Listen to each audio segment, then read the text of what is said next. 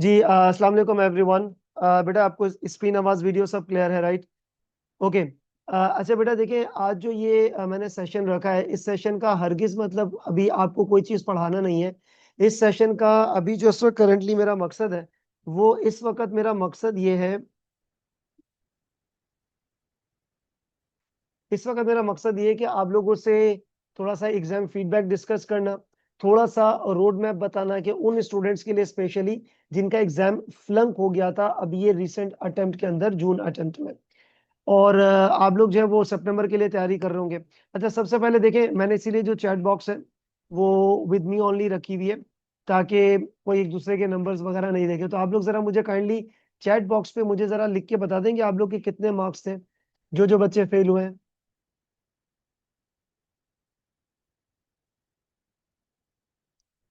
बेटा chat box में ना जरा मुझे अपने मार्क्स लिख के बता दें, ताकि आप लोग, मैं आप लोग को अकॉर्डिंगली जो है ना वो एक बेहतर बेटर गाइडेंस प्रोवाइड कर सकूं। बिकॉज अभी आपने एग्जाम एंट्री भी बुक करनी है, ये तमाम चीजें। 48।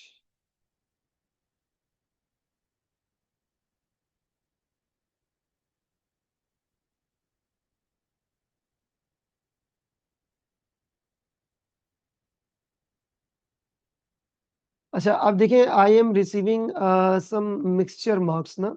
मेरे पास कुछ मिक्सचर मार्क्स आ रहे हैं। किसी के 40s में है, किसी के किसी एक बच्चे के 30s में भी है, और 44 भी है, और ये है। ओके। देखिए बेटा, अब सबसे पहला इंपॉर्टेंट पॉइंट तो ये है कि आप मुझे ये बताइएगा, जो जो बच्चे इस वक्त कनेक्टेड है सेशन में, क्या आप लोगों ने सितंबर 25 अटेम्प्ट के अंदर डबल ए का पेपर देना है? डबल ए का पेपर आप लोगों ने देना है, ये बात डन है। ठीक है, डबल ए का पेपर आप लोगों ने देना है बेटा, ये बात आप लोगों के पास डन है। आप लोगों ने डबल ए का पेपर देना है, दैट्स फाइन, ठीक है। Okay, I have read your message, और मैं आप लोगों का कंसर्न भी समझ गया। तभी आप लोग जो है वो इस सेशन में है, बिकॉज कि अब आप लोगों को क्या काम करना चाहिए। देखिए 49, ओहो। अच्छा, अब देखिए, सबसे पहला इंपॉर्टेंट पॉइंट ये है, मैं आप लोगों को एक छोटा सा रोड मैप तैयार करके दे रहा हूँ कि आप लोगों ने क्या करना है, और जो जो अपने रेलिवेंट ग्रुप में है वो रेलिवेंट ग्रुप में अपडेट देखते रहिएगा। मैं थोड़े दिनों में कुछ एक चीज भी अनाउंस करूंगा, और वो शायद आप लोगों के लिए बहुत ज्यादा हेल्पफुल रहेगी। मैं उस चीज को फिलहाल, चले खैर थोड़ी देर के बाद मैं आपको बताता हूँ। देखिए सबसे पहला पॉइंट जो ये है ना, का जो पेपर रुका है डबल ए का। देखिए सबसे पहला पॉइंट, एक बात मैं आपको बताता हूँ, डबल ए का जो एग्जाम है, to be very very honest, ये इतना ज्यादा मुश्किल नहीं है। पढ़ने में समझने में आप लोगों को आसान लग रहा होगा, लेकिन पेपर अटेम्प्ट करने में इसमें सिर्फ और सिर्फ आपकी कॉन्सेप्ट के साथ साथ ना ड्राफ्टिंग स्किल बहुत ज्यादा इंपॉर्टेंट होती है। देखो मैं आपको एक छोटी सी एग्जांपल बताता हूँ। पेपर जिन लोगों का रुका है, अब देखिए रुक तो गया है, सबसे पहले आपने क्या काम करना है।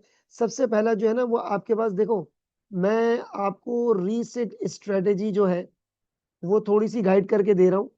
वो है आपके पास पेपर F8 यानी कि डबल ए की। ठीक है, और ये आप लोग अटेम्प्ट कर रहे हो फॉर सितंबर 25 सेशन। ठीक है, सितंबर 25 सेशन के लिए आप ये काम कर रहे हैं। अच्छा, 20 marks in section A, okay, ठीक है। 20 मार्क्स आपके सेक्शन ए में है, जो कि इतने बुरे नहीं है, 30 में से 20 गेन करना इतने बुरे नहीं है। अच्छा, अब देखें, सबसे पहला पॉइंट तो ये ना, आपके पास रीसीट स्ट्रेटेजी क्या होनी चाहिए। नंबर 1, देखिए सबसे पहला पॉइंट ये है, जो मैं आपको बताऊं वो आप लोगों ने करना है। सिर्फ मेरी बातें या किसी टीचर की या किसी सीनियर की मोटिवेशनल बातें सुन के आपने मोटिवेट नहीं होना है। आपने उसको कंसिस्टेंसी से फोकस करना है, जो चीजें मैं आपको अभी बताने के लिए जा रहा हूँ। देखिए सबसे पहला इंपॉर्टेंट पॉइंट तो ये है कि आप लोगों ने एक्सेप्ट करना है। ठीक है ना, बाज बच्चे क्या होते हैं, वो उसमें रहते हैं कि नहीं यार मैंने सही किया था, मुझे जानबूझ के फेल किया। यार एसीसी वालों की आपकी 10 साथ दुश्मनी थोड़ी है, कोई जानबूझ के फेल करेंगे। सो एक्सेप्ट तो ये करें कि आपका जो पेपर है ना वो फेल्ड हुआ है। सबसे पहला पॉइंट आपने एक्सेप्ट करना है, आपका पेपर जो है ना वो फेल हुआ है। ठीक है, नंबर 1, ध्यान से सुनिएगा तवज्जो के साथ। अब सेकंड स्टेप जो है ना, आप लोगों ने 100% देखा जरूर होगा। आप लोगों ने 100% देखा होगा डिटेल एग्जाम फीडबैक। आप लोगों ने 100% देखा होगा बेटा, क्या? Detail exam feedback. अभी मैं एक डॉक्यूमेंट भी आपके सामने ओपन करूंगा। वो ना डिटेल एग्जाम फीडबैक जो है ना वो आपने जरूर एनालाइज करना है। और आपने जितने मार्क्स आप लोगों के पास आए हैं ना, जितने मार्क्स आप लोगों के पास आए हैं, यानी कि OTQ में कितने मार्क्स आए हैं, और आपके पास CRQ 1 और CRQ2 और CRQ3, इसमें आपके पास कितने कितने मार्क्स हैं। सबसे पहले आपने डिटेल एग्जाम फीडबैक देखना है। अच्छा, अब जरा ध्यान से सुनिएगा बेटा, इन 3 मेजर एरियाज के अंदर आपके सॉरी इन 3 क्वेश्चन के अंदर आपके पास 3 मेजर एरियाज हैं। और 3 मेजर एरियाज में क्या क्या चीजें हैं, आपके पास रिस्क रिस्पॉन्स है, आपके पास कंट्रोल्स है, और आपके पास सब्सटेंटिव है। ठीक है, आपके पास सब्सटेंटिव, ये 3 मेजर एरियाज है। मैं बाकी एरियाज को फिलहाल डिस्कस नहीं कर रहा। और जो OTQs है बेटा, वो आपके पास 30% की होती है। अब मेरी बात ध्यान से सुने, जब आपने को डिटेल एग्जाम फीडबैक चेक कर लिया, आपको पता चल चुका है कि आपके कौन सा एरिया ज्यादा वीक है, आपका कौन सा एरिया ज्यादा वीक है, तो उसको सबसे पहले नोट करके रखना है। देखो, इतना आपको याद होगा, या उसमें लिखा हुआ होगा कि ये CRQ कौन से क्वेश्चन से था, कंट्रोल से था, रिस्क से था, या किससे था। तो आप लोगों ने सबसे पहले ना उन एरियाज को मार्क करके रखना है। अच्छा, अब क्या सिलसिला है, देखो ध्यान से सुने। अब नंबर 3 जो ये है कि सर हमारा जो है वो रिवीजन प्लान क्या होना चाहिए, रिवीजन प्लान क्या होना चाहिए, वो सब बाद में, सब बाद में, कोई रिवीजन प्लान नहीं है अभी। 1 मिनट जरा रुकेंगे सर, इसके बाद हमारा क्या काम है। मैं बल्कि एक काम ये करता हूं, इसको हम कर देते हैं नंबर 4। इसको हम लोग करेंगे बेटा नंबर 4, रिवीजन प्लान को हम लोग नंबर 4 करेंगे। ठीक है, इसको हम लोग नंबर 4 करेंगे। नंबर 3 पे है, आपने एक डॉक्यूमेंट रीड करना है। मैं अभी यहाँ पे आपके पास खोल के दिखाता हूं, एंड दैट इज आपके पास एग्जामिनर रिपोर्ट। क्या है आपके पास, एग्जामिनर रिपोर्ट। आपने पेपर दिया था जून में, तो आपके पास मार्च जून 2025 और सितंबर दिसंबर 2024, ये दोनों एग्जाम रिपोर्ट जो है ना, वो आपने रीड करनी है। ये दोनों एग्जाम रिपोर्ट आप लोगों ने रीड करनी है, और इसको आपने लाजमी रीड करना है। अब देखो, होता पता है क्या है, एग्जाम रिपोर्ट पढ़ने से क्या होता है, उसने आपकी गलती हाईलाइट नहीं की है, मेरी गलती हाईलाइट नहीं की है, उसकी गलती हाईलाइट नहीं की है। एग्जामिनर ने, दुनिया में इतने सारे बच्चे पेपर दे रहे, सबकी एवरेज मिस्टेक बता दी है कि किसने क्या ऑन एवरेज सही किया है, किसने क्या ऑन एवरेज गलत किया है। बच्चे इस रिपोर्ट को डिस्काउंट कर देते हैं, ये सोच के कि भाई ये तो बिला वजह की चीज है। बेटा ये नहीं है, ये बिला वजह की चीज नहीं, आपके लिए बहुत ज्यादा इंपॉर्टेंट पॉइंट है। अभी आप जरा चेक करें, मैं एग्जामिनर रिपोर्ट यहाँ पे आपके सामने डिस्प्ले करता हूँ। ये देखो, ये एग्जामिनर रिपोर्ट जो है ना, ये आपके पास है बेटा, ये रिसेंट वाली मैंने ओपन करके रखी है। मैं आपको डोंट वरी पूरी रिपोर्ट पढ़ के नहीं सुनाऊंगा, ये सेशन इतना लेंथी भी नहीं है। सिर्फ ये है आपको कुछ चीजें गाइड करने के लिए, और कुछ छोटी सी अनाउंसमेंट वगैरह करने के लिए related to some live sessions, जो मैं अभी आपको अनाउंस करता हूँ, थोड़ी देर में रुकिएगा। देखो भाई, ये है ना आपके पास एग्जामिनर रिपोर्ट आई है मार्च जून 2025 की। अब डेफिनेटली इन्होंने मार्च जून 2025 को मिक्सचर करके जो है ना, इन्होंने एक रिपोर्ट तैयार की हुई है। देखो, सबसे पहला पॉइंट, ये जनरल कमेंट्स हैं। जनरल कमेंट्स आपने लाजमी पढ़ने। और ये जरा देखो, to pass this examination candidates should ensure they devote adequate time to obtain required level of knowledge and application। अब बहुत सारी चीजें क्या काम करते हैं, बच्चे सब्सटेंटिव प्रोसीजर्स लिख लेते हैं, लेकिन आप उसको केस में अप्लाई नहीं कर पाते। कितना गलत बात है, कितनी गलत बात है। आप लोगों ने तो चीजें पढ़ ली ना, अब मैं आपको बोलूं कि यार inspect the loan agreement to verify the loan, अरे बिल्कुल गलत बात है। सवाल में लोन अमाउंट लिखी हुई होगी, आपने वो लोन अमाउंट लिखनी है, कंपनी का नाम लिखना है, अजर्शन लिखनी है। तो बच्चे इस नॉलेज को केस के ऊपर अप्लाई नहीं कर पा रहे, जिसकी वजह से प्रॉब्लम है। डिटेल एग्जाम फीडबैक के अंदर आपको ये चीज क्लियरली मिलेगी, आपकी नॉलेज लेवल्स, नॉलेज के मार्क्स कितने, और आपकी एप्लीकेशन स्किल्स कितनी है। तो वो आपने सबसे पहले अपने आप को एनालाइज करना है। Second point, candidates who do not spend sufficient time to practicing questions are unlikely to be successful। देखो, एग्जामिनर रिपोर्ट में लिखा हुआ है, जिन्होंने sufficient time spend नहीं किया practicing question are unlikely to be successful as written question in particular aim to test the candidates application skills। Application skills, बेटा आप बच्चे जो हैं, आप बच्चे नॉलेज मॉड्यूल एग्जाम नहीं दे रहे हो, आप बच्चे अप्लाइड स्किल्स दे रहे हो। क्या दे रहे हो बेटा, कौन सा पेपर है, ये अप्लाइड स्किल्स है, कि जो स्किल्स है उसको आपने अप्लाई करना है केस स्टडी के ऊपर। इसको आपने क्या करना है बेटा, एक केस स्टडी के ऊपर अप्लाई करना है। ठीक है, ध्यान से समझिएगा। आपने जब इसको के ऊपर अप्लाई करना है, तो देखो खुद कह रहा है प्रैक्टिसिंग द क्वेश्चन। अब बच्चों की सबसे बड़ी वीकनेस, और इस चीज को आप एडमिट करें, एक्सेप्ट करें, कि सर हमने 4 में से 2 सवाल की वीडियो देखी, हमने लेक्चर देखे, और हमने टाइप नहीं किया। ये तो कितनी गलत बात है। आपने खुद जब टाइप नहीं किया, अपने हाथ से टाइप नहीं किया, लिखा नहीं, तो आपकी प्रैक्टिस कैसे होगी? देखिए, किसी स्विमर को देखकर आपको स्विमिंग नहीं आएगी, आपको खुद उसमें प्रैक्टिस करना पड़ेगा। अब एक स्टूडेंट का मसला ये, मुझे नहीं पता, आप बहुत सारे बच्चे कनेक्टेड हैं, मुझे नहीं पता आप लोगों ने अपने लेक्चर्स की प्रैक्टिस कैसे की थी, लेकिन एक मेरी जो कॉमन ऑब्जर्वेशन है बच्चों से बातचीत करते हुए, वो ये नजर आती है कि बच्चे अपने लेक्चर्स ही पूरे नहीं कर रहा, वो 2x की स्पीड पे लगा के वो लेक्चर कंप्लीट करने पे लगे हुए हैं। ओ भाई, लेक्चर कंप्लीट नहीं करना, और ये 2x का सिलसिला सबसे पहले आपने छोड़ना है। ये 2x में नहीं, नॉर्मल एक्स पे देखे भाई, नॉर्मल एक्स देखे, नॉर्मल स्पीड पे देखे। इतनी स्पीड में जल्दी किस बात की है भाई? आप लोगों ने कोई इंपॉर्टेंट पॉइंट मिस आउट कर देना है। अब देखो, मैं क्या मशवरा देता हूं मेरे लेक्चर्स के साथ साथ, मैं आप लोगों को मशवरा क्या देता हूं कि आप बच्चों ने लाजमी तौर पे विंडोज स्प्लिट करने का ऑप्शन होता है ना, दो स्क्रीन, एक स्क्रीन पे मेरा लेक्चर चल रहा है और उसी स्क्रीन पे आप साथ साथ टाइप कर रहे हो। एग्जामिनर रिपोर्ट में लिखा हुआ है, प्रैक्टिस नहीं कर रहे हो, तो कहां से फिर आपके पास चीजों की प्रैक्टिस अप होगी? ठीक है, नंबर 1 पॉइंट। सेकंड पॉइंट पे जरा आ जाए। अच्छा, ये देखो, ये सेक्शन है example of a case scenario में। इस वक्त कोई चीज सवाल समझाने नहीं आया या कोई चीज एक्सप्लेन करने में, सिर्फ आपको एक रोड मैप देने के लिए आया हूं, फिर सेशन के एंड में कुछ मैं आपसे बात करता हूं। देखो भाई, ये तो आपकी चलो एक केस स्टडी है, ये सैंपल दिया हुआ एक केस ओटीक्यू का। इंशाल्लाह ताला इसको मैं सॉल्व करके बाद में गाइड कर दूंगा इस वाले को। अभी इस वक्त कोई पढ़ाना मकसद नहीं है, ना ही मोटिवेट करना है। मैं मोटिवेट करने नहीं आया, आपको एक प्लान बताने आया हूँ, वो फॉलो करना है, खत्म। मोटिवेशन यही है कि आप लोगों के इतने एक्सपेंसिव पेपर्स हैं भाई। अच्छा भाई, क्वेश्चन 1 2 3 4 ये तो आपके पास हो गए भाई। ये खत्म हो गया, चलो जी। ये तो हो गया जी केस ओडीक्यू। सेक्शन बी, अब आप ये देखो सेक्शन बी में क्या लिखा हुआ है। एक्स ये part A, explain the responsibilities of Coronado, यानी कि ये कंपनी है, सॉरी ऑडिट फर्म है, अंडर आइजा 240। क्या आप लोगों ने फ्रॉड का आइजा नहीं पढ़ा हुआ? बेटा, ये सीधा सीधा नॉलेज बेस्ड क्वेश्चन है। नॉलेज बेस्ड क्वेश्चन का मतलब क्या होता है कि आपने पूरे आइजा में जो की पॉइंट्स है ना, उसको आप हल्के फुल्के इस तरह नोट कर लिया करो कि यार, फ्रॉड को डिटेक्ट करना मैनेजमेंट की जिम्मेदारी है, ऑडिटर का काम फ्रॉड को डिटेक्ट करना नहीं है, ऑडिटर का काम ये है, ऑडिटर के ये प्रोसीजर्स है। आपने बुलेट पॉइंट्स रख के इजी लैंग्वेज में, सबसे पहले आपने पूरे आइजा जो कि आपको मेरे लेक्चर्स में मिले हुए, वो आपने बुलेट पॉइंट्स उसको नोट करके पूरा क्लब करके लिखना है। यार, इतना लंबा चौड़ा नहीं है, 4 नंबर का है। और मैं ये लेक्चर्स में कई बार बता चुका हूं, और ये कोई नई चीज नहीं है जो आप लोगों को नहीं आएगी होगी। Number 1 point. अच्छा, अब जरा पॉइंट समझिएगा। ये देखें, ये जो है ना, ये चीजें बहुत ज्यादा इंपॉर्टेंट है। 1 mark was available for each well explain point. Each well explain point, well explain का मतलब ये होता है कि जो आपने चीजें वेल एक्सप्लेन मींस आपका आंसर मीनिंगफुल होना चाहिए। आपका आंसर क्या होना चाहिए बच्चों? आपका आंसर मीनिंगफुल होना चाहिए। ये नहीं है कि आपका आंसर बस ऐसे आपने मुंह उठा के लिख दिया भाई, मीनिंगफुल होना चाहिए, पूरा एक्सप्लेन, बात का मतलब समझ आना चाहिए।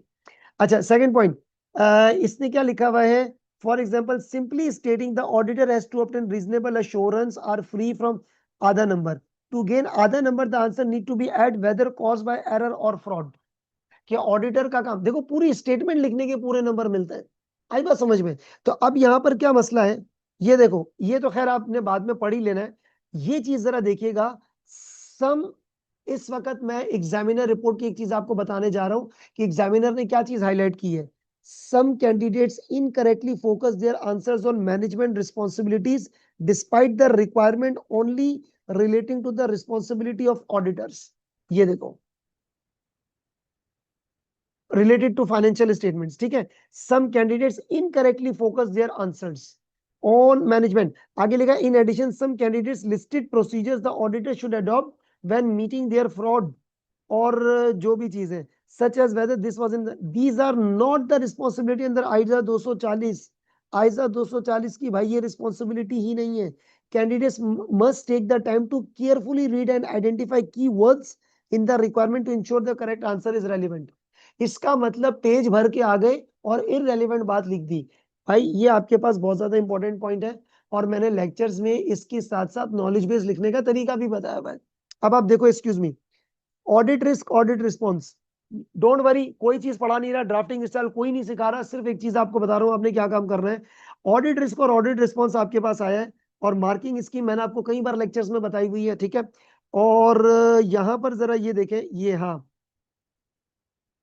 ये देखो, कैंडिडेट्स, मैं थोड़ा सा इसको जूम कर देता हूं। Candidates often use copy and paste function when drafting answers for the identification of the risk. However, care should be taken to ensure the risk is actually identified. Simply stating a fact from the scenario is not always the same as identifying the audit risk. ये पता है क्या कह रहे हैं examiner?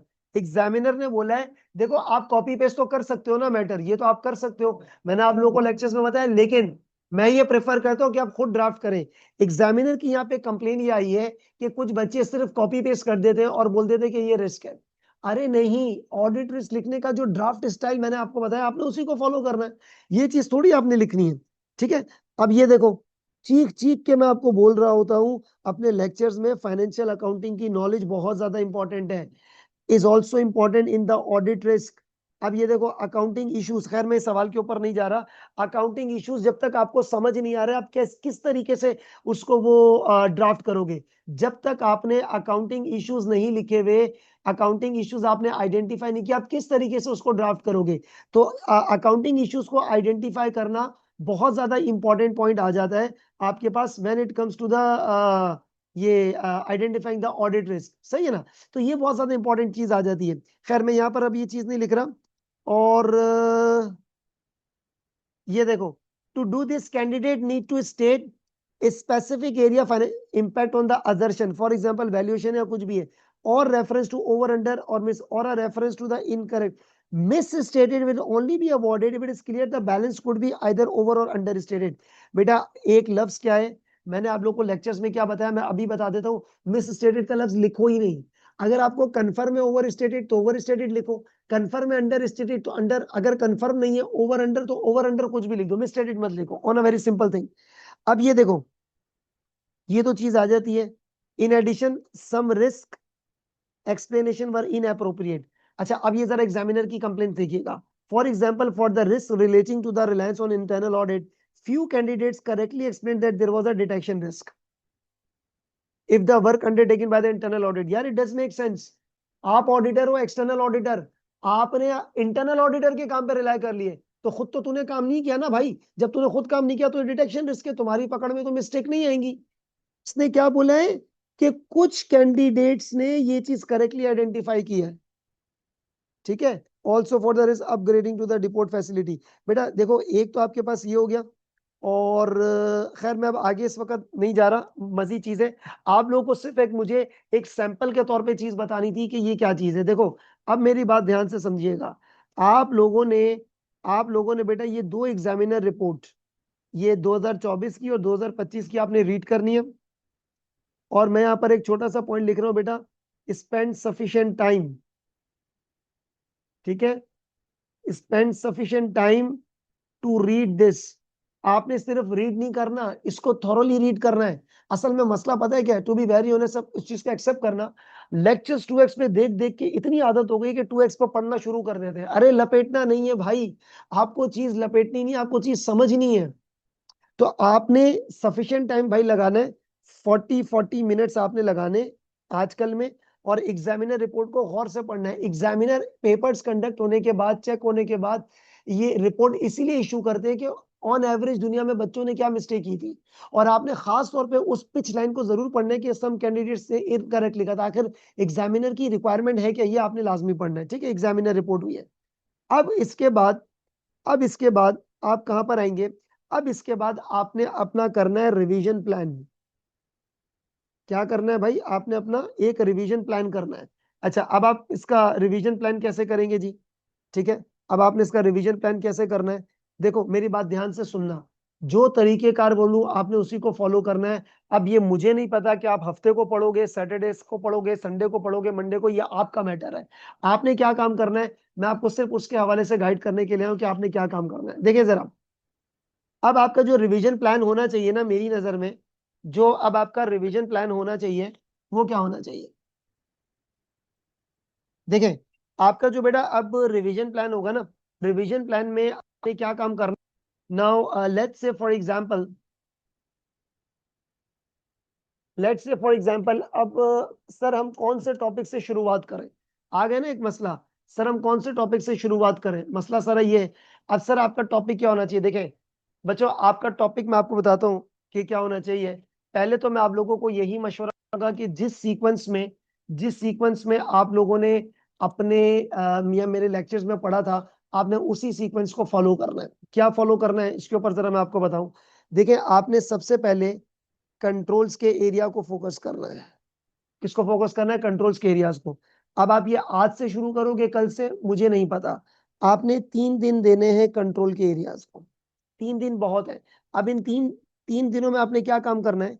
इन 3 दिनों में मैं यहाँ पर इस स्क्रीन को रखता हूँ। बेटा, इन 3 दिनों में आपने क्या काम करना है, जरा ये देखिएगा। इन तीन दिनों में इन 3 दिनों में आपने जो 2 दिन है, इसमें जो आपके पास 2 डेज है, वो आपने सीआरक्यूज पे फोकस करना है। और एक दिन जो है वो आपने इसकी केस ओटीक्यू पे फोकस करना है, साथ साथ। ठीक है, साथ साथ। अब सर, क्या हमें पूरी बुक पढ़नी है, स्टडी हब पढ़ना है? पता नहीं, आपकी मर्जी है। लेकिन मैं तो आपको रेकमेंड करूंगा, स्टडी हब की केस ओटीक्यूज आपने लाजमी करनी है। स्टडी हब की केस ओटीक्यूज लाजमी करनी है। और ये आप कहां से करोगे बेटा? सीआरक्यूज कौन कौन से करोगे? नंबर वन, बल्कि छोड़ो, वो मैं आपको एक साथ बताता हूँ। उसके बाद बेटा आपने सेकंड नंबर पे उसके बाद बेटा आप लोगों ने सेकंड नंबर पे सब्सटेंटिव करना है। क्या करना है आपने? सब्सटेंटिव। और 3 दिन आपने इसको देना है, सब्सटेंटिव को। अगेन मैं आपको बोलूंगा कि जो 2 दिन है वो आपने सीआरक्यूज को देने, और एक दिन जो है वो आपने केस ओटीक्यू को देना है। अगर आप ये कल से कर लेते हो तो बहुत अच्छी बात है। तीसरा एरिया आपने देना है बेटा रिस्क और रिस्पॉन्स को। अगेन इसमें भी आपने 3 दिन देने हैं एटलीस्ट। तो 3 3 6 3 9, आपके पास 10। एक आध दिन में आपको और बता रहा हूं। अब आपने क्या काम करना है बेटा? 2 दिन आपने इसको देना है, एक दिन इसको देना है। वही आपके पास सिलसिला है सीआरक्यू। और एक दिन आपने इसको देना है केस ओटीक्यू। ठीक है, केस ओटीक्यू।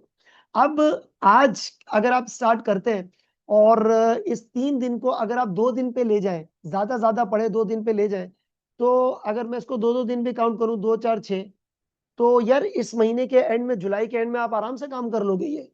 तो जुलाई, अब आपने ना इन चीजों को ना अपने एक टारगेट देना है। और ये सब चीजों का टारगेट आपके पास क्या होना चाहिए? इन सब चीजों का जो टारगेट है बेटा, वो आपके पास होना चाहिए। आप इसको कम भी कर लो।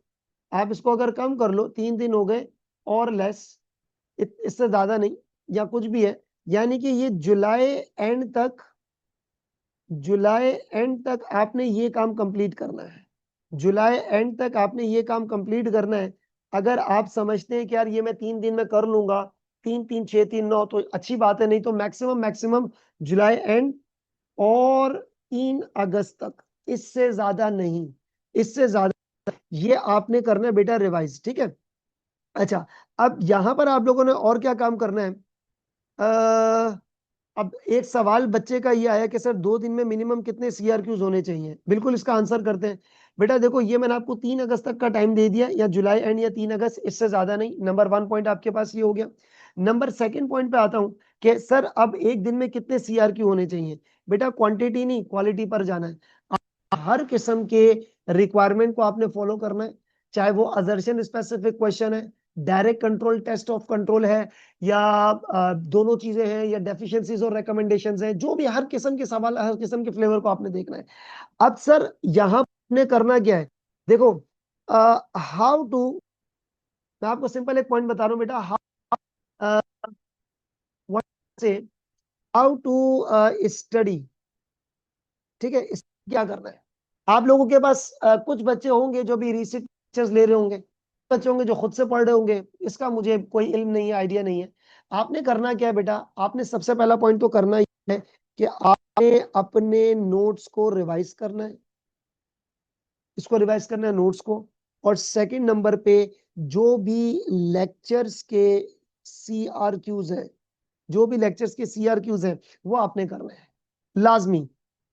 प्लस प्लस लेक्चर सीआरक्यूज आपने देखने हैं। आप लोगों के पास मेरे मेरे भेजे हुए कोई वर्ड डॉक्यूमेंट्स होंगे, या अगर कोई बच्चा जिसके पास नहीं है, बल्कि आप लोगों के पास सेव तो होंगे, आई एम 100% श्योर। लेक्चर सीआरक्यूज के बाद अलावा आपने क्या काम करना है वो जरा सुनिएगा। आपने पेपर देना है, ओ भाई ये सारी चीजें आपने टाइप करके करनी है। ठीक है, आप लोगों के टाइम नहीं है, दिन एक करके आपने बस, आपका क्या काम है पूरे दिन में? सोना कम है। ठीक है, 10 10 12 12 13 13 घंटे सो रहे हैं। इतना सोना नहीं है, नॉर्मल आपने स्लीप लेनी है भाई 6 से 8 घंटे।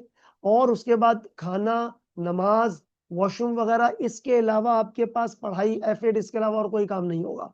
ठीक है, बस ये मैंने आपको बता दिया। अब आप वो जिस भी तरीके से मैनेज करें, सोशल एक्टिविटीज को कम करें, ग्रुप में इंटरेक्टिव रहे, बेशक मेरे साथ रहे, ग्रुप में इंटरेक्टिव रहे, व्हाट्सएप पे या जो भी सवाल है, क्वेरीज है, कुछ भी है, ग्रुप में रहे। इररेलेवेंट कंटेंट को छोड़ दें सोशल मीडिया में, आपने फोकस करना है अपने काम के ऊपर। अच्छा, लेक्चर सीआरक्यूज आपके पास हो गए। लेक्चर सीआरक्यूज आपने टाइप करके करने। अब देखो, मैंने आपको एग्जामिनर रिपोर्ट से बता दिया, पहले सफे पे लिखा हुआ था एग्जामिनर रिपोर्ट में कि कैंडिडेट जो प्रैक्टिस नहीं करते। बच्चा पता है क्या बोल रहा है, या मैं बस देख तो रहा हूँ, मुझे, अरे एग्जाम में नहीं होता है यार, एग्जाम में नहीं होता है। आप मुझसे बात करो, इजीली बात कर सकते हो, आपको मैं लोगों के सामने खड़ा कर दूं ऑडियंस में, आप बोल सकोगे, जब तक आप उसकी प्रैक्टिस नहीं।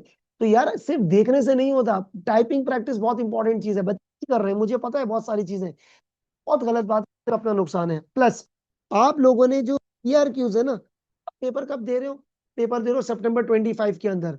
तो भाई सुनो, 2021 से लेकर 2024 तक के जितने सीआर लाजमी होने चाहिए, अब सर 2 दिन में हो जाएंगे यार, इसका कुछ भी नहीं पता। आप टॉपिकल वाइज चले, बहुत सारी चीजें तो हुई भी हैं, जो क्वेश्चन नहीं अटेंड किए वो आप लाजमी अटेंड करें। अच्छा, अब इसमें तो एक और तरीका बताता हूं, आपने करना क्या है, आपने कोई जो क्वेश्चन है ना, जो क्वेश्चन आपने टाइप करना है, उसके साथ साथ लास्ट तौर पे read the answer, read the answer. अब होता ये कि बच्चे जब आंसर को रीड करते हैं तो परेशान हो जाते हैं कि एग्जामिनर इतना ज्यादा लिखा है, हम इतना कम लिख रहे, व्हाट इज दिस। यार ऐसा कुछ भी है। भाई देखो मेरी बात सुनो, एग्जामिनर आंसर बहुत ज्यादा होगा, हो भी सकता है एग्जामिनर का, थैंक यू, एग्जामिनर का जो है ना बेटा, वो आंसर हो भी सकता है, हिंदी ना भी, कुछ भी है, बट तरीके वे आई हैव पीपल, आपने उस तरीके से काम करना है। ठीक है, नंबर पॉइंट। अच्छा, सेकंड पॉइंट बेटा, मैं आपको एक छोटी सी बात ये बताऊं,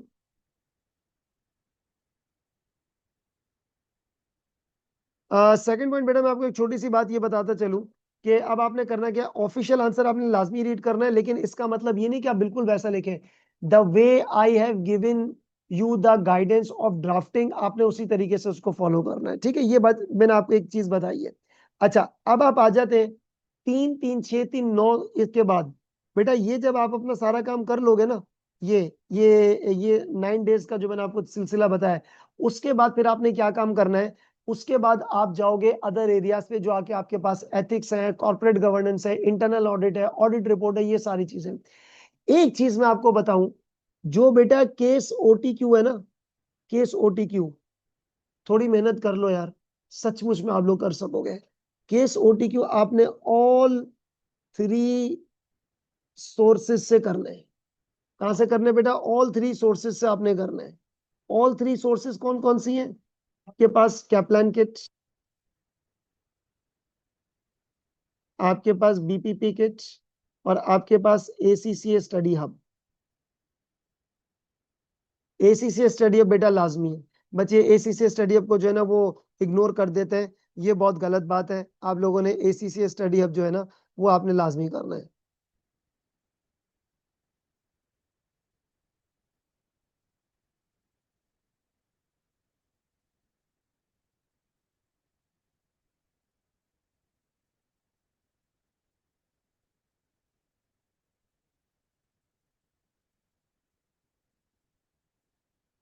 ठीक है, अच्छा 1 मिनट जरा रुके, एक तो ये हो गया, और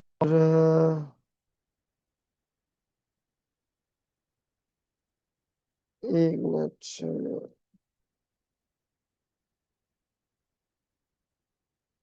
ओके। अच्छा, एक तो ये हो गया।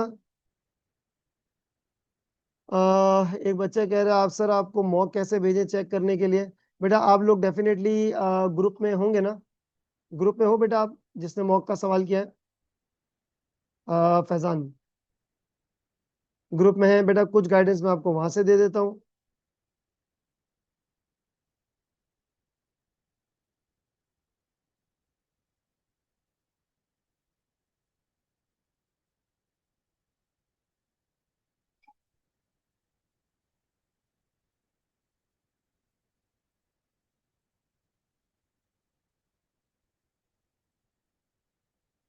अच्छा बेटा, एक तो आपके पास ये हो गया। अच्छा, आपने ऑल थ्री सोर्सेस से ना ये केस ओटीक्यूज करनी है। अच्छा, अब देखो केस ओटीक्यूज के ना, मैं आपको एक छोटा सा पॉइंट ये बताऊं, मुझे नहीं पता कि कहां से आपके पास केस ओटीक्यू आ जाएंगे। I don't know, nobody knows. हाँ, एक चीज ये है, आपके पास केस ओटीक्यूज आने के लिए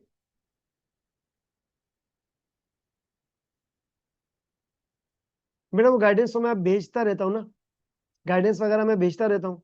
जिस भी ग्रुप के थ्रू आप आए हो उसमें मैं फर्दर भी बाद में भेज दूंगा। मैं बता दो, सुनो।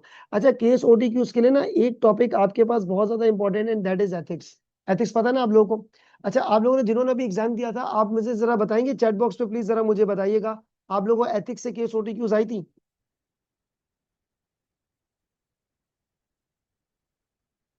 जी बच्चे, जरा मुझे चैट बॉक्स में आंसर करें, आप लोगों को एथिक्स से केस ओटीक्यू आई थी? केस ओटीक्यू एथिक्स आई थी, जी सर। ओके, एथिक्स आई थी। अच्छा, ये कुछ बच्चे कह रहे हैं, और जितने बच्चों ने भी सोफा रिप्लाई करा है, इसका मतलब बेटा ये कि मैं इसको 100% बोलूंगा, इसको मैं 100% बोलूंगा कि 30% एथिक्स के थे। देखो बेटा, इसका मतलब एक केस ओटीक्यू आपके पास एथिक्स से है, बाकी एक केस ओटीक्यू, ठीक है, एटलीस्ट एक केस ओटीक्यू आपके पास एथिक्स से नजर आ जाती है। ठीक है, और दूसरा जो है ना, आपके पास अदर टॉपिक्स हैं। यार हम उसको कुछ कह नहीं सकते, अदर टॉपिक्स कहीं से भी आ सकते हैं। यार एक तो ये क्या, आपने छोड़ना कुछ भी नहीं है। कॉर्पोरेट गवर्नेंस से भी थी, कॉर्पोरेट गवर्नेंस से भी थी, और 6 मार्क्स का आया था। Okay, one case OTQ from audit engagement. देखो इसका मतलब जो है ना, एथिक्स लाजमी है। तो जब आप बच्चे केस ओटीक्यू की प्रैक्टिस कर रहे हैं, अच्छा मैंने जो आपको ये चीजें बताई हैं, ये दिन ये आपके ना एंड में हो जाने चाहिए। ठीक है, जुलाई एंड, या उसके बाद ये बेटा, ये क्योंकि कोर टॉपिक्स आपके पास यही है, और इनके सीआरक्यूज आपने साथ, केस ओटीक्यूज आपने साथ साथ करने हैं। एक पूरे दिन में, जैसे देखो फॉर एग्जांपल 2 दिन में ये रिवाइज किया है। अच्छा, मैं आपको जो है मैक्सिमम मैक्सिमम 7 अगस्त तक का प्लान बता रहा हूँ, इससे ज्यादा नहीं। इससे ज्यादा अपना प्लान आपने खुद डिसाइड करना है। आपने 3 अगस्त तक इसकी तैयारी, 2 दिन आपने ये किया, एक दिन केस ओटीक्यू। एक दिन ओटीक्यू का मतलब होता है, जैसे कंट्रोल की मैंने मिसाल ली है, तो आपने क्या काम करना है, आपने पहले क्या प्लान करनी है, फिर बीपीपी करनी है, फिर एसीसी स्टडी हब। फिर अगले ये 2 दिन मुकम्मल हो गए, फिर ये क्या plan, BPP ACC study hub. तो यहाँ पर जो है ना, ये के पास है। तो अब ये तो हो गया भाई, जुलाई एंड या 3 अगस्त तक का टारगेट। ठीक है। अच्छा, अब हम आ जाते हैं जुलाई and,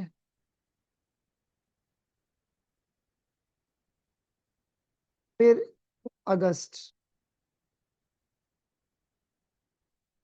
after those 3 major areas, बेटा after those 3 major areas,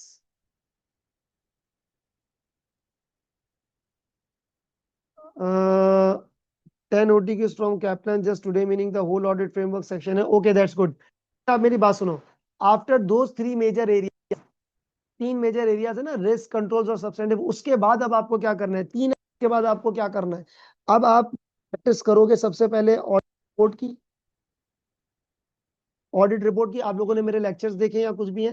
audit report के बाद आप आओगे रिव्यू फेज पे, रिव्यू फेज। और आपने क्या करना है, इसके ऑडिट रिपोर्ट में यार मैक्सिमम मैं आपको बताऊं, एक दिन इनफ है, सचमुच में एक दिन इनफ है, 1 डे ऑडिट रिपोर्ट इनफ है। अब उस एक दिन में क्या करना है, इसमें आपके पास आपने, अच्छा ऑडिट रिपोर्ट का सवाल कैसे आता है? ऑडिट रिपोर्ट का सवाल आता है, वो सब्सटेंटिव के साथ 4 नंबर की एक केस थी छोटी सी। ठीक है, एक दिन बहुत है, तो आप इसकी 3 से 4 केस स्टडीज कर,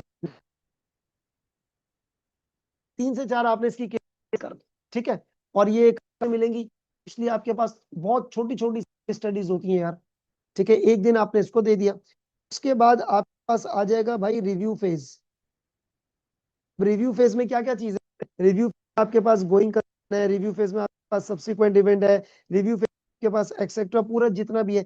इसमें भी बेटा एक दिन इनफ है, यकीन करो एक दिन इनफ है, पूरा का पूरा एक दिन। या चलो एक करते हैं इसको, से 2 दिन, 2 दिन करते हैं, रोना नहीं।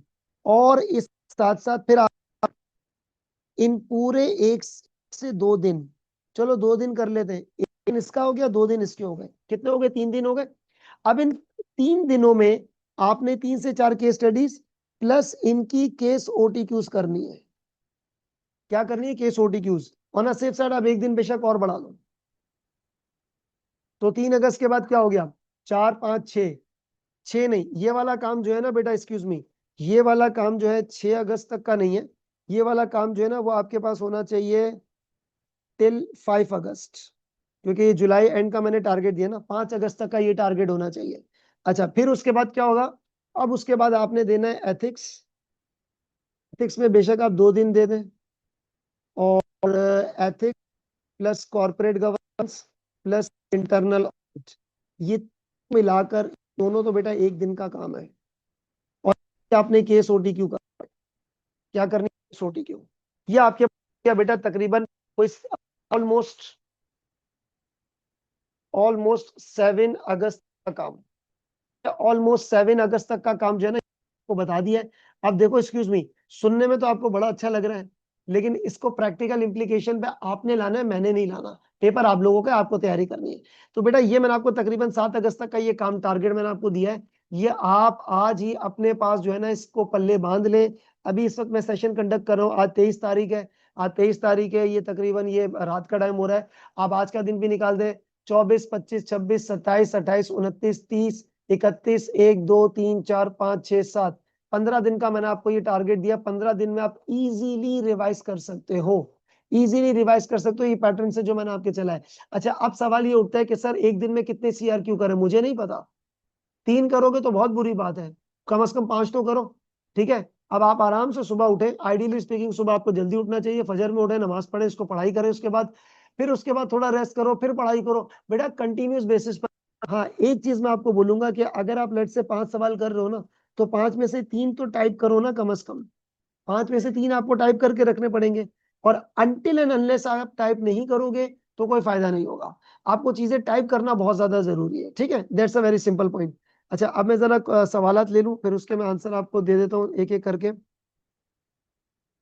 जी बेटा, अच्छा ये आज की जो सेशन की ये रिकॉर्डिंग्स है, मैं YouTube पे लगा दूंगा। YouTube पे मेरा चैनल है हारिस हनीफ ऑफिशियल, या तो अभी आप देख लेना या थोड़ी देर के बाद, 1 घंटे के बाद, या कल सुबह तक ये अपलोड हो जाएगी। हो सकता है अभी मैं अपलोड कर दूं साथ के साथ। Haris Hanif official YouTube channel पे ये चीज आपको नजर आ जाएगी। अच्छा, सेकंड पॉइंट ये बेटा, मैंने आपको ये जो टारगेट दिया 7 दिन का, 7 अगस्त तक का, सॉरी बेटा, ये तो आपने लाजमी करना है ना, ठीक है। अच्छा, अब ये कि सर करना होता है। अब देखो, अगर जो बच्चा जॉब, उसके लिए क्या सिलसिला है, देखो इसको फिर आपको ना बहुत केयरफुल तरीके से प्लान करना पड़ेगा। मैंने ये शायद ये आपको बताया फुल टाइम स्टूडेंट के लिए। अब जॉब वाले बच्चों के लिए पता है क्या है, जो रेगुलर दिन में अगर एक बच्चा 6 घंटे दे रहा है, जॉब वाले बच्चों को ये चीज मल्टीप्लाई करके, जॉब वाले बच्चों के लिए सैटरडे संडे पूरा जॉब है, एफ8 पढ़ना, और बाकी घर जब आओगे, मैं अज्यूम कर रहा हूँ 5 छुट्टी होगी, 7 साढ़े आप घर आ जाओगे, आपने 8 बजे पढ़ाई शुरू करनी है। देखो टफ तो है, थोड़ा टफ तो है मुझे पता है, लेकिन तो आपका ही है ना। अगस्त का महीना, ये जुलाई होने वाला है आपके पास, अगस्त। So that is a very very important point कि आप लोगों को बस दिन रात मेहनत करनी है। जो जॉब वाले बच्चे हैं उनके लिए चैलेंजिंग है, लेकिन आपके लिए संडे फुल डे। अब अमूमन बच्चों के लिए क्या होता है, यार सैटरडे संडे थोड़ा का टाइम है, ये नहीं है भाई, 1 महीना कुछ भी नहीं है। ये आपको बहुत अच्छे से आपको पास आउट करना है, रुकना नहीं चाहिए। आ जाए पेपर, रुकना नहीं चाहिए। यार आपके 50,000 रुपये का पेपर, इतने पेरेंट्स आप पे इन्वेस्ट कर रहे हैं, जो जॉब को भी पता है कितनी मेहनत होती है। तो यार इसमें आपको बता रहा हूँ, मोटिवेशन नहीं है, उसने 80 नंबर लिए, उसने इतने स्टूडेंट 70 80 में लेते हैं माशाल्लाह, वर्ल्ड टॉप कितनी आई हुई है। मैं उनको आपको फर्क नहीं बता रहा यार, मेहनत है, आप ये करो। मैंने माशाल्लाह पढ़ा है, 1000 बच्चे पढ़ा लिए होंगे, और उसकी वर्ड पाई है, तो वो बच्चा फेल भी तो हुआ क्लास में, वो बच्चा पास भी तो हुआ है। तो मेरा मकसद क्या है कि वो बच्चों की अपनी मेहनत है, आप उनको बिल्कुल भी नहीं करें। आपने काम क्या करना है, आपका इतना यार एक्सपेंसिव पेपर है, आप लोगों को बिल्कुल चाहिए कि यार आप लोग बिल्कुल अच्छा खासा उस पर टाइम दें, और टाइम को उस प्रोटोकॉल दे। अच्छा, एक इंपॉर्टेंट पॉइंट मैं आपको बताना भूल गया, जो लाजमी तौर पर है, और वो ज्यादा इम्पोर्टेंट है बेटा, जब भी आप कोई CRQ करोगे तो आपकी जो एग्जाम है कैपलान की, उस कैपलान की एग्जाम के जो आपके आंसर है, जो आपकी कैपलान के एग्जाम के जो आंसर, वो बेटा आपने लाजमी रीड करना है। और मैं आपको मजे की बात बताऊं, वो आंसर एग्जामिनर के आंसर, किसके आंसर का, एग्जामिनर के आंसर है।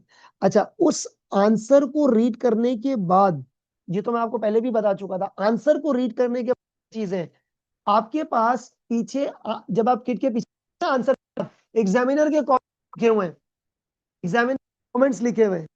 अब यहाँ पे जो आपके पास एग्जामिनर के जो कमेंट्स हैं बेटा, वो आप लाजमी रीड कर, उसमें एग्जामिनर ने बताया कि आधा नंबर किस चीज का, आधा नंबर किस चीज का है, एक नंबर किस चीज का है। आई बात समझ में? तो कम अज कम 2 सवाल के तो आपने ये लाजमी रीड, कम अज कम 2 सवाल के आपने लाजमी रीड आउट करने ही है, कम अज कम 2 सवाल के। तो इससे पता चलेगा यार मेरी गलती कहां पर है, यार मैं ये सोच रहा था, मैं ये चीज कर, यार मेहनत करनी पड़ेगी, कोई ऑल्टरनेट नहीं है, कोई मोटिवेशन नहीं है, बस एक चीज है, आपको बेटा डिसिप्लिन, कंसिस्टेंसी, फोकस करना है, कोई मोटिवेशन नहीं है। आपके पैसे लगे हुए हैं या आपने काम करना है, मैंने आपको एक हल्का फुल्का सा गाइड दे दिया है, कल से आप लोगों ने इसके ऊपर इंप्लीमेंटेशन करनी है। अभी अगर कोई बच्चा पढ़ रहा है तो उसने अभी से इंप्लीमेंटेशन करनी है। तो बेटा बस ये इंप्लीमेंटेशन आप करोगे तो ही आपके पास जो है ना वो चीजें ये होंगी, और उसके अलावा तो कुछ भी नहीं होंगी, ठीक है। अच्छा, मेरा व्हाट्सएप नंबर आप सब लोगों के पास मौजूद है, अगर नहीं है तो मैं दे देता हूँ, +92 333 111 3959, ठीक है, this is my WhatsApp number. अच्छा, अब मैं आप लोगों को एक छोटी सी चीज बता दूं, और जो कि मैं आप लोगों को आ, एक सेकेंड, अच्छा, चेकिंग के लिए बेटा वो मैं आपको बता दूंगा, उसके लिए थोड़ा सा आपको वेट करना है।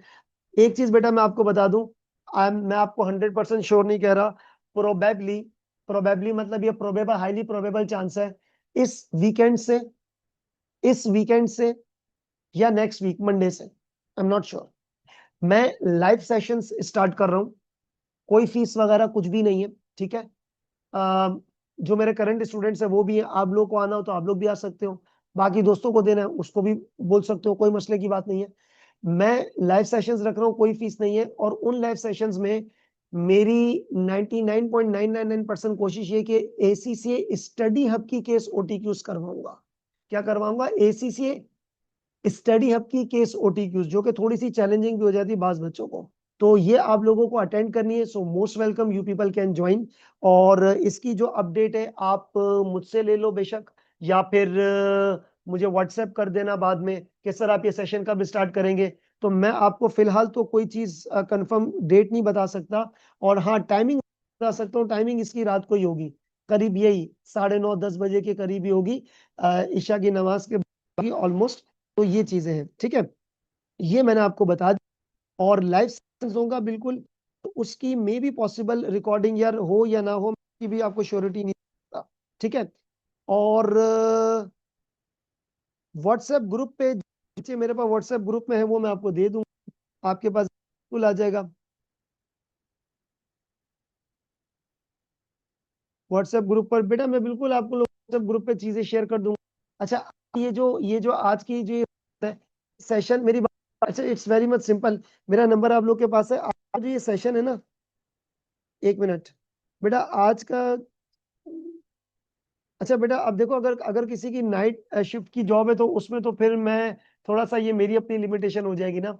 अच्छा, अभी का जो ये सेशन है ये मैं थोड़ी देर यूट्यूब चैनल पे अपलोड कर दूंगा, उस यूट्यूब चैनल पे डिस्क्रिप्शन में मैं कहीं ना कहीं व्हाट्सएप ग्रुप का एक लिंक ऐड कर दूंगा, व्हाट्सएप कम्युनिटी में ज्वाइन हो जाओगे, तो जो भी अनाउंसमेंट है वो आपको वहां पे नजर आ जाएंगी, आप इसको देर के देख लेना या कल देख यूट्यूब चैनल पे हारिस हनी ऑफिशियल पे। अच्छा, सेकंड बेटा मैं ये बोल रहा हूँ, सेकंड पॉइंट में ये बोल रहा हूँ, वो लाइव सेशंस आप